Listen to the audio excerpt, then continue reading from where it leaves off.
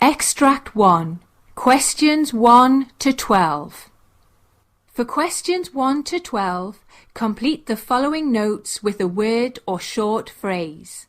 You now have 30 seconds to look at the notes. You hear a doctor talking to a patient.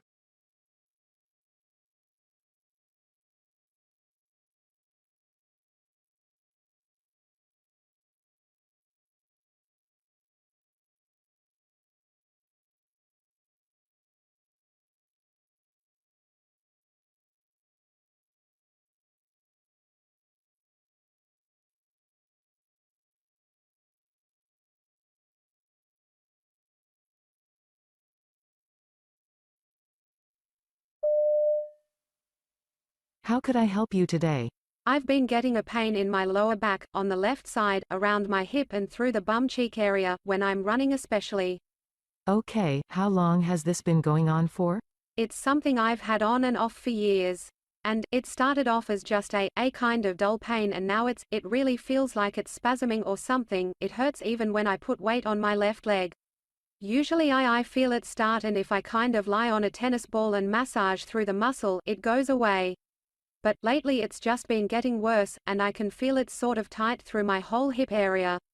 And I can also feel it kind of even when I'm sitting and sleeping, or at night when I'm trying to sleep. If I roll, I feel a kind of, it's hard to explain, it's like a shooting pain that travels down my leg. Okay, so the shooting pain, where does that go? It starts in the same place, and it goes like down the back of my leg, kinda through the back of my knee, and sometimes down to my ankle area. The pain also aggravates while doing exercises. Okay, are there particular exercises that do it? Mostly, while running and walking. I think walking is even worse, actually. Interesting. How long can you walk for before the pain starts? I don't know. I kinda don't notice it when I'm walking, it's when I stop and then start again, yeah. So, I guess if I walked I'm a middle school teacher for the past 10 years, and I walk every day to work. For example, which is about 45 minutes each way, and then if I run a couple of times, and then I'll notice the pain when I'm walking towards the end of the week, and it gets worse with each step as I walk into work. Okay, tell me more about what you are doing for sport and physical activity at the moment. I ride my bike probably 4 or 5 times a week, not very far, maybe just 15 minutes each time, and I run probably 40 kilometers a week. So, other than the riding and these long runs, do you do any other forms of physical activity? Well, normally, I usually swim a couple of times a week as well. But I haven't been lately because I've been really busy at work. Okay, and you said that you've had this for a few years. What initially brought it on? I don't know. I think, when I was younger I used to play soccer and I had an injury where I dislocated my hip, and it was really painful. Yeah, I couldn't move for like a few weeks, and I had a lot of physiotherapy, and I had a lot of lower back pain after that for maybe a couple of years. But then it went away, and I haven't really had any major problems since then.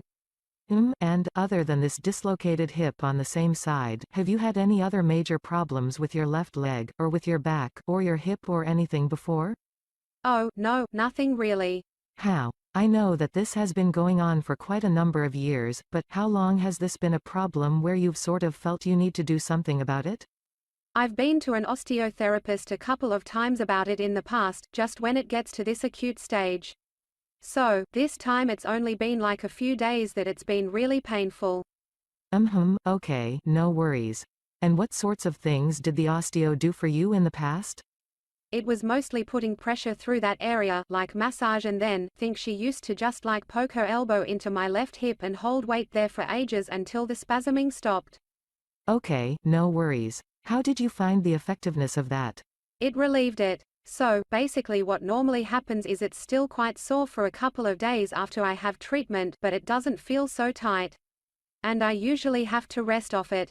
Yeah, for at least a few days, and then it's gone.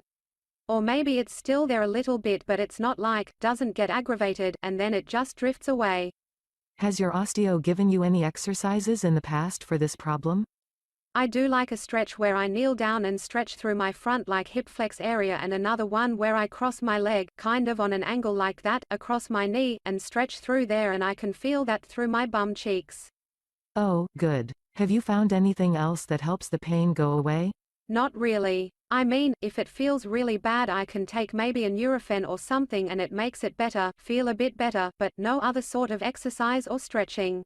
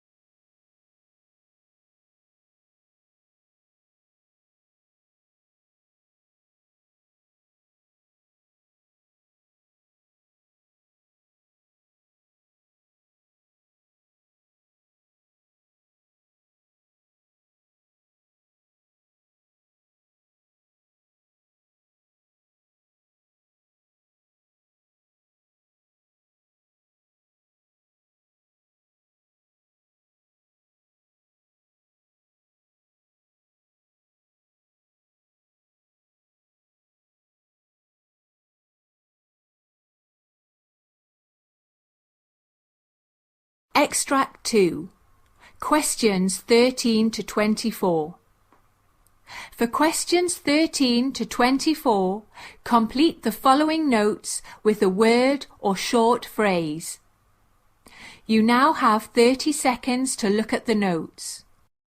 You hear a doctor talking to a patient.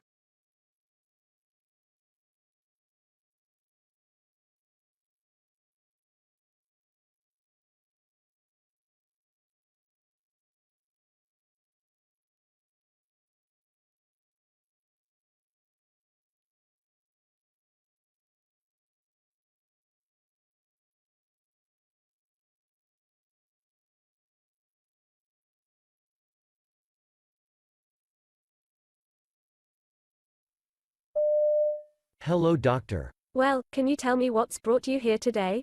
Well, to be honest, I haven't been feeling well for the past week or so. That's no good. What sort of symptoms have you had? I have had a fever for a few days and I have been feeling a little bit nauseous. It comes on worse in the afternoons as well. Okay, and with the nausea, has sort of ended up with vomiting? Yeah, I did vomit actually, both yesterday morning and this morning. That's one of the reasons I thought I'd better come and see you. And, are you taking anything for that? Things like Panadol? No, I haven't. I've just been trying to tough it out. Okay, and what about your eating habits? Have you noticed any change to your appetite? Yeah, well, I don't seem to be as hungry. I haven't been able to complete my meals without feeling a bit sick. Right. And what about any other aches or pains generally? I am feeling a little bit tired. And I've had pain in my joints. I've been a little bit stiff in the mornings. Okay, have you noticed any other sort of changes, such as yellowish skin or in the whites of your eyes? Well, I didn't, but my wife commented this morning that she thought my skin had turned a bit yellowish. Right. What about the color of your urine? Any changes there? Now you mention it, I do think it's become darker in color. Now, I would just like to get some background details before we go any further. Are you married? Yes, I am. I've got 2 children, my son is 7 and daughter is 10. Oh, lovely. And what about your employment? What sort of work do you do? I'm an electrician, by trade. I work on building sites, and the company I'm currently work for now has quite a few overseas projects. So, I do go overseas quite a bit with my work. Okay, and whereabouts have you worked recently? Well, this year, I've been to Dubai. And I've just came from there about 10 days ago. I see. And just tell me a little more about your general health. Pretty fine, I think. I eat healthily. I haven't had any complaints. And, do you smoke at all? Ah, yes, I do smoke. But I'm trying to keep it under control, but suppose I smoke about 10 cigarettes a day. And what about alcohol? I have a couple of beers, most days. My wife and I are trying to be responsible. And have a couple of alcohol-free days each week. That's an excellent idea. That's very good. And now, just to go on to your family history, what about your parents? Are they in good health? Yes, they're both in quite good health. My father, he retired a couple of years ago. But he's fine. And my mother. She's well, she does have high blood pressure. And she does take medication for that, I believe. I see, and do you have any brothers or sisters? Yeah. I've got 3 sisters, and they're all well.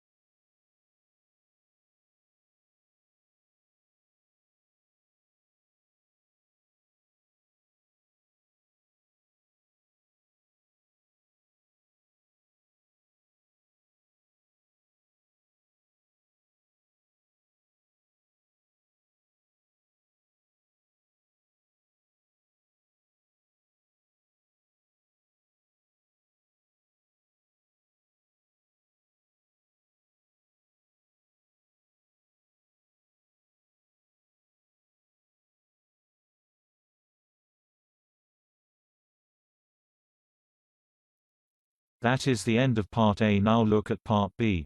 Part B. In this part of the test, you'll hear 6 different extracts. In each extract, you'll hear people talking in a different healthcare setting.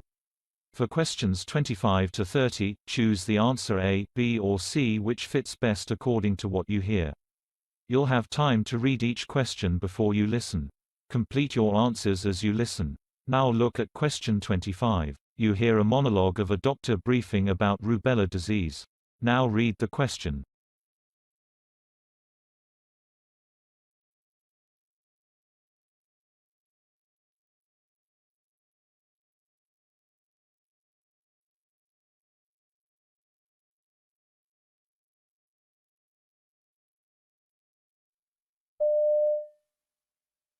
Rubella is a contagious disease caused by a virus, which is also known as German measles. However, the disease is caused by a different virus than measles. With MMR vaccine, rubella disease can be prevented. This vaccine protects against 3 diseases: mumps, rubella, and measles. Rubella was a common disease in the US before the invention of vaccines. The last major epidemic occurred between 1964 to 1965, when there was an estimated 12.5 million rubella cases in the country. However, rubella was completely eradicated due to successful vaccination programs in the country since 2004.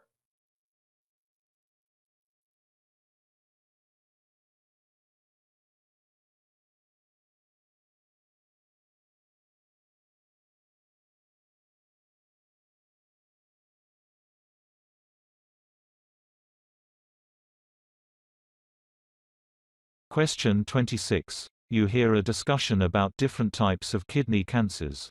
Now read the question.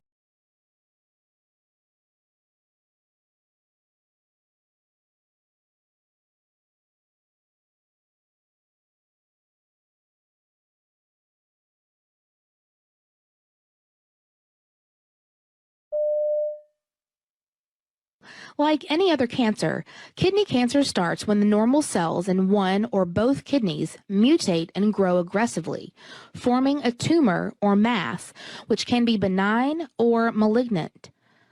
Kidney cancers that have originated elsewhere and metastasized to the kidney are clear cell adenocarcinoma, transitional cell carcinoma from the bladder, renal lymphoma, inverted papilloma carcinosarcoma, teratoma, and carcinoid tumor of the renal pelvis. Renal cell carcinoma is the most common type of kidney cancer that accounts for 80 to 85% of all cases. This develops within the microscopic filtering systems of the kidney, which are the tiny tubes that carry the urine to formation. Transitional cell carcinoma, also known as urothelial carcinoma, usually begins in the area where urine collects before moving to the bladder.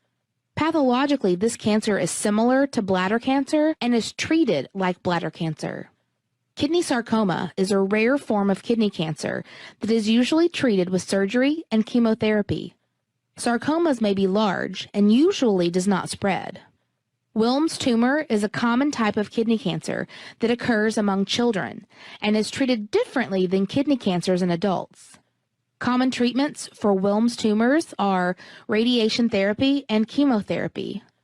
Squamous cell carcinoma, juxtaglomerular cell tumor, or rananoma, Bellini duct carcinoma, mesoblastic nephroma, mixed epithelial stromal tumors, or other types of kidney cancers.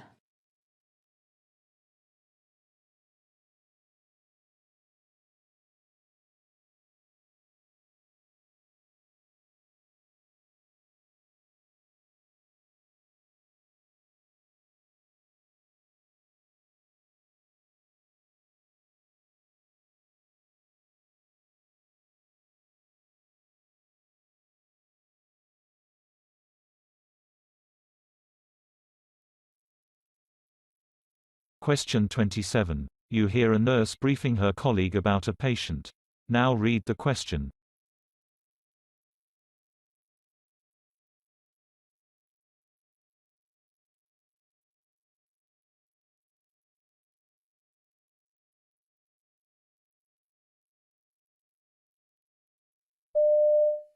Michael Juarez, he's a 64-year-old here with onset AFib, a history of type 2 diabetes, and a stage 2 wound on his left sacrum. He's allergic to penicillin. He's married and lives at home with his wife, who has Alzheimer's. Okay. He's alert and oriented times 2, and he's unable to ambulate independently. OT worked with him yesterday. He responds verbally. We're actively titrating his amiodarone drip. His lungs are clear. His blood sugar was high before breakfast, and he got 7 units of insulin. His last bowel movement was 2 days ago. He's retaining urine due to BPH. He's on a cardiac diet and is due for a stress test at 10. Did you get all that? Wow, this is a heavy load. I better get started. There's a new admit coming from the ED. It's your turn to take it. He's coming to room 346, and the nurse will be calling with report. Okay, thank you. Good luck.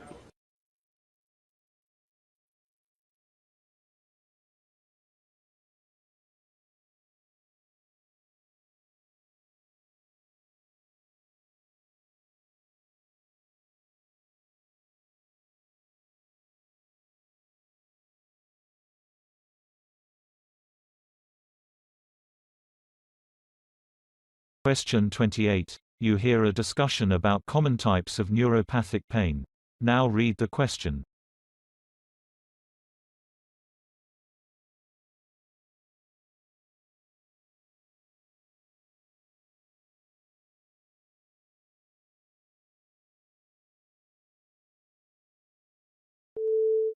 While there are countless types of neuropathic pain, some of the prominent types include carpal tunnel syndrome. Is caused by nerve compression in the wrists and causes pain in the wrist, thumb and fingers. Central pain syndrome can occur after nervous system damage, such as a stroke. Degenerative disc disease, one may feel neuropathic back pain if it causes damage to the nerves entering or exiting the spine. Diabetic neuropathy causes stabbing pain in the hands and feet of some diabetic patients. Phantom limb pain can occur in some patients after a limb is amputated. Postherpetic neuralgia is brought on by an outbreak of shingles and persists after the condition has cleared.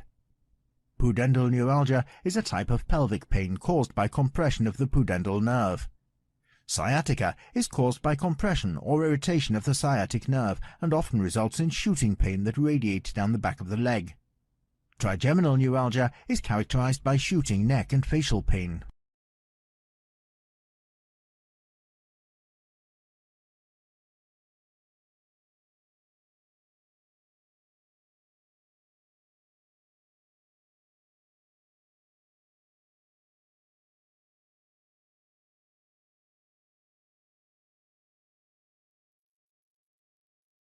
Question 29. You hear two doctors discussing about a new device to ease breathing difficulties in patients with chronic obstructive pulmonary disease.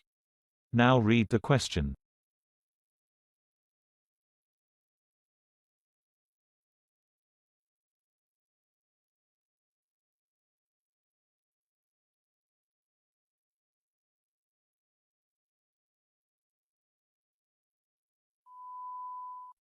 Doctor, what about the new device that will ease breathing difficulty in patients with chronic obstructive pulmonary disease? Decreasing the volume of lungs affected by emphysema or chronic obstructive pulmonary disease actually makes patients with the condition breathe more easily. If they take a breath due to the lung capacity, it causes shortness of breath. When we take a deep breath in, if it is hard to breathe up there, this is called shortness of breath, which our patients often experience. Therefore, reducing the lung volume significantly improves the quality of life. The new device resembling a valve is used for achieving this, and this is being tested in the US.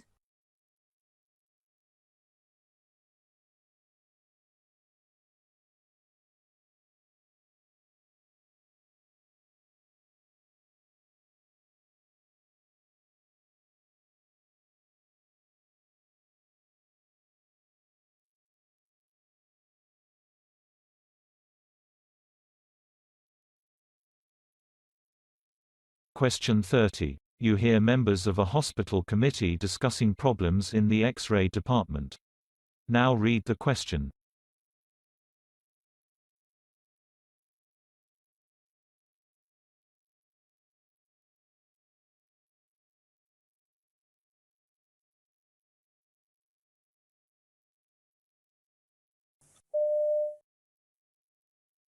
So next on the agenda is the problems in the X-ray department. Nick, would you like to fill us in here? Well, as you all know, this is a very busy department, so we have 4 X-ray machines in all, including one in the fracture and orthopedic clinic area. But recently, one of the other X-ray machines developed a fault, and so we had to apply for authorization for the purchase of a new tube for it. There's been some kind of holdup with the paperwork, and while we've been waiting, patients are being brought into the fracture and orthopedic area for X-rays there instead. And of course, that's causing further congestion.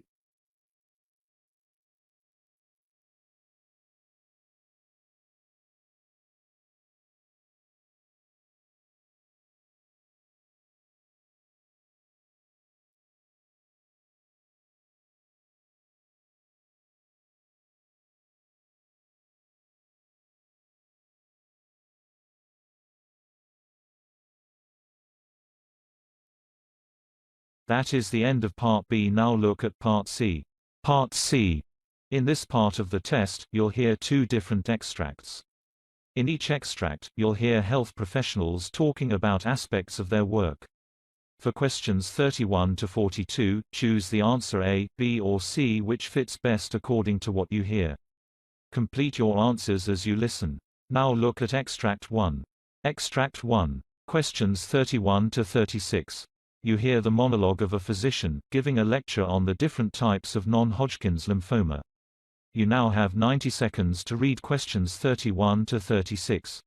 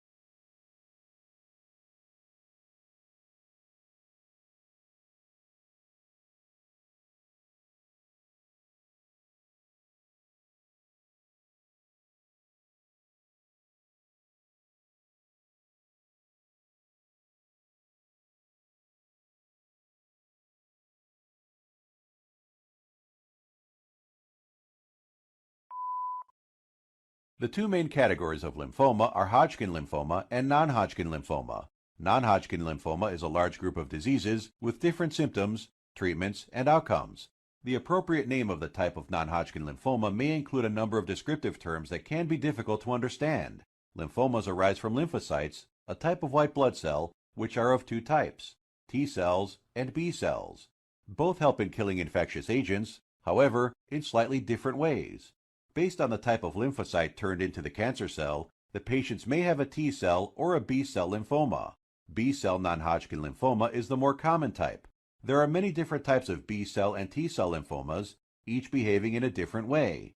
Pathologists performing biopsy of the tumor define the cancers in terms of grade. High-grade lymphoma cells look quite different from normal cells. They tend to grow aggressively. Low-grade lymphomas have cells that look much more similar to normal cells and multiply gradually. Intermediate-grade lymphomas fall somewhere in the middle. The behavior of these types is also described as indolent and aggressive.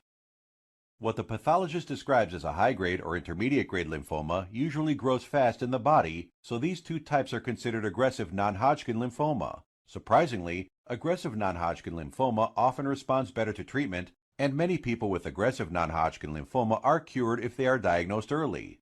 The most common kind of aggressive lymphoma is diffuse large B-cell lymphoma. On the other hand, low-grade non-Hodgkin lymphoma grows gradually, and these lymphomas are therefore called indolent non-Hodgkin lymphoma. This group of non-Hodgkin lymphoma doesn't give rise to too many symptoms, but they are also long-standing and are less likely to be cured.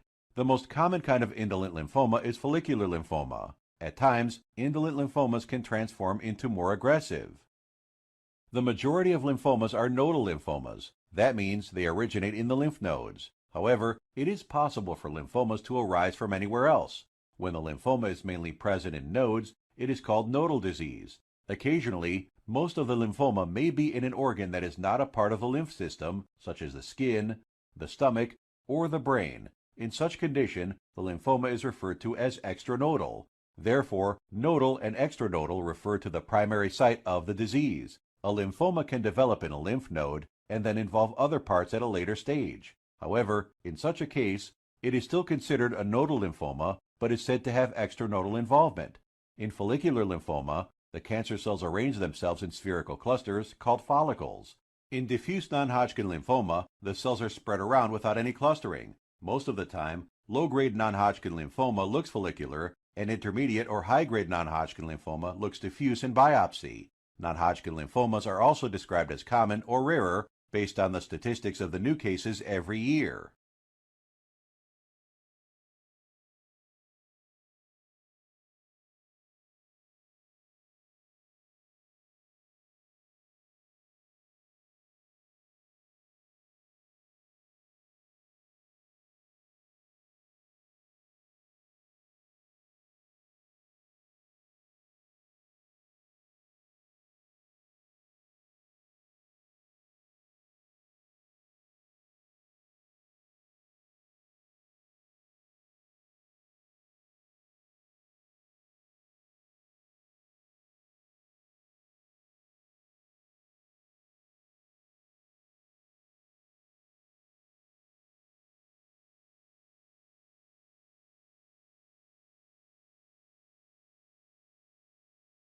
Now look at Extract 2. Extract 2. Questions 37 to 42. You hear a physiotherapist called Chris Maloney giving a presentation about treating a high jumper with a knee injury. You now have 90 seconds to read questions 37 to 42.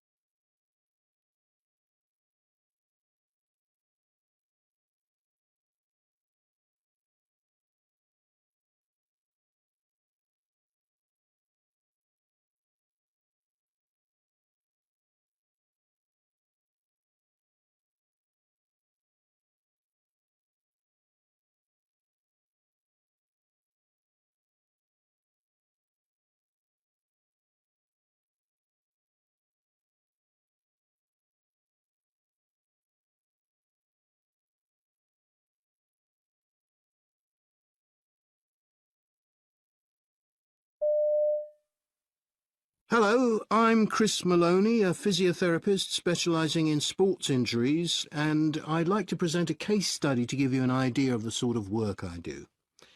It features a very successful high jumper in her mid-20s who was referred to me with severe pain in her right knee, and that's the leg she takes off from when she jumps. What's more, when she'd stepped up her training in preparation for a big competition, the pain worsened, and she'd been forced to pull out of the event. After that, she'd taken several months off training to rest and get treatment from various therapists. To her dismay, however, not only did the pain continue, it actually got worse, meaning she was unable to do any strength training, let alone jump-specific work. By the time I saw her, she was on the verge of giving up, having lost virtually all belief in her ability. My initial assessment quickly confirmed patellar tendinitis in the affected knee, accompanied by some swelling and significant tenderness over the lower part of the kneecap. This wasn't difficult to diagnose. I also noted that she was slightly overweight for her height and had rather flat feet, but that's not so unusual in high jumpers. Further assessment revealed that the gluteal muscles connecting the hips and thighs were considerably less sturdy than you'd expect in an athlete of this calibre, and both the lateral retinaculum connecting the patella to the femur and the iliotibial band, the ligament running down the outside of the thigh, were tight and tender. As a first stage, I was keen to show I could help by relieving some of the pain, so I worked at loosening her lateral retinaculum to see how much of the tendon pain was due to inflammation and how much came from restriction of normal patellar movement. This manipulation and massage instantly cleared the pain she'd felt while doing a single-leg dip exercise, where you stand on one leg and bend the knee. This indicated that her tendon pain was most likely due to patellofemoral joint dysfunction, caused by muscle imbalance and poor biomechanics, and not by an active inflammatory process or partial tear in her patellar tendon. So an MRI scan wasn't needed. The treatment continued along similar lines for some weeks, with loosening of the lateral retinaculum and deep tissue massage of the iliotibial band and other muscles. One option at this point was something called taping. This is a way of reducing pain so that athletes can continue with strength exercises. But it seemed clear from early on that we shouldn't put taping on this patient's patella and tendon until she started jumping again. She was getting pain relief and progress simply from the manual techniques, and taping might have led to problems later on. Athletes often become dependent on tape and other accessories. In other words, instead of aiming for 100% muscle strength and joint position control, they settle for 80% plus artificial support. The patient also had a specially designed program of gym activities.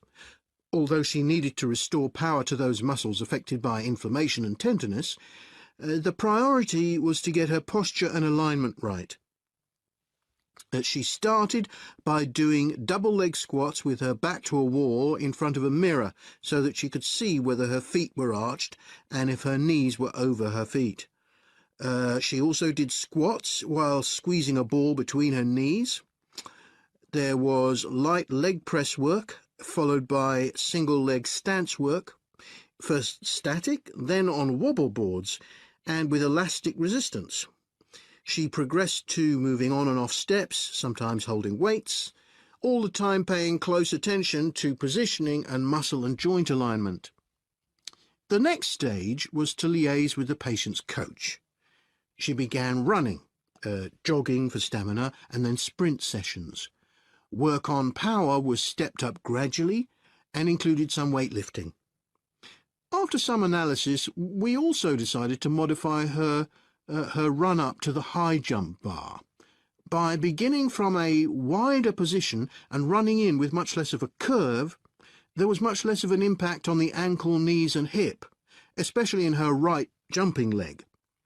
Interestingly, The patient reported that remodeling the run-up felt fresh and motivating and helped to reinforce the sense she had of being a reborn athlete. Once the rehabilitation process was complete, she was able to compete without pain and free of any reliance on taping or knee strapping. So, before I go on...